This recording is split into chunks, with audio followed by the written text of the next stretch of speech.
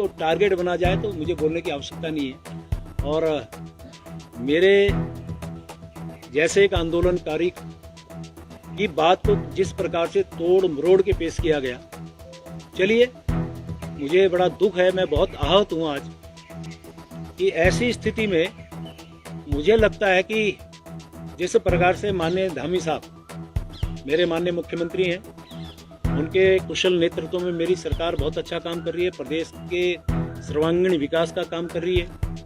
और माननीय मोदी जी का तो क्या कहना, उनके तो आशीर्वाद से हमारा उत्तराखंड राज्य आज नित दूनी 4 गुनी प्रगति की ओर बढ़ रहा है। किसी भी स्थिति में मैं बात करूं तो माननीय मोदी जी का जो लगाव झुकाव हमारे उत्तराखंड वासियों से है, और मैं हमेशा एक बात कहा करता हूं, उनके दिल में हम बसते हैं और हमारे दिल में वो बसते हैं।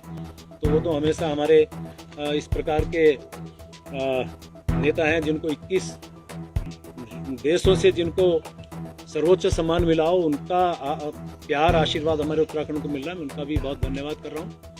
और इन सब बातों के बाद जो वातावरण मेरे प्रदेश का बनाएगा, मेरी इच्छा है मेरा प्रदेश आगे बढ़े।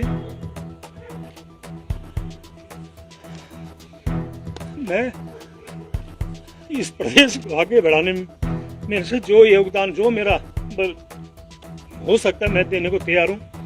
और इसलिए आज मैंने निर्णय लिया है अपने पद से त्याग पत्र देने माननीय मुख्यमंत्री जी के पास। बहुत बहुत धन्यवाद।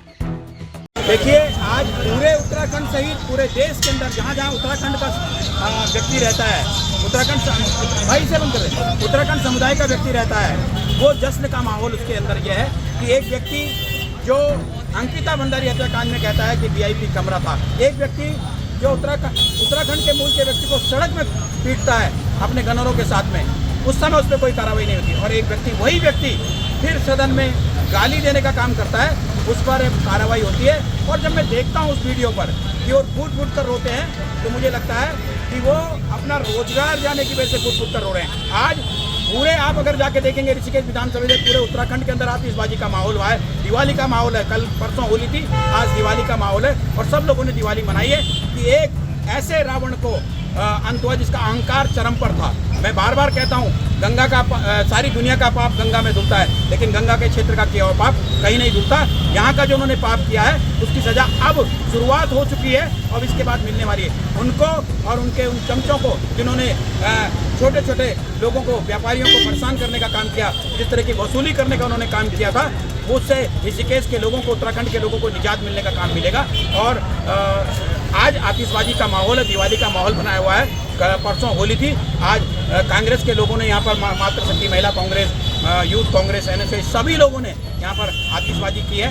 और पूरी उत्तराखंड की जनता का आभार व्यक्त कर, विशेष रूप से मैं ऋषिकेश की महान जनता का आभार व्यक्त करता हूँ कि इस माहौल को जातिवाद पे बदलने का काम जो मंत्री और मंत्री के चमचों के द्वारा किया जा रहा था, उसको ऋषिकेश की जनता ने नकारने का काम किया। ऋषिकेश की जनता ने समझदारी दिखाई और उन्होंने ऋषिकेश को मिनी भारत रहने दिया, ऋषिकेश को टूटने नहीं दिया। इसलिए मैं ऋषिकेश की जनता को प्रणाम करता हूँ कि ऋषिकेश की जनता ने जो मंत्री की साजिश थी कि हम जातिवाद और क्षेत्रवाद में बंट जाएं, उसमें बंटने का काम नहीं किया। ऋषिकेश की जनता इसके लिए साधुवाद की पात्र है।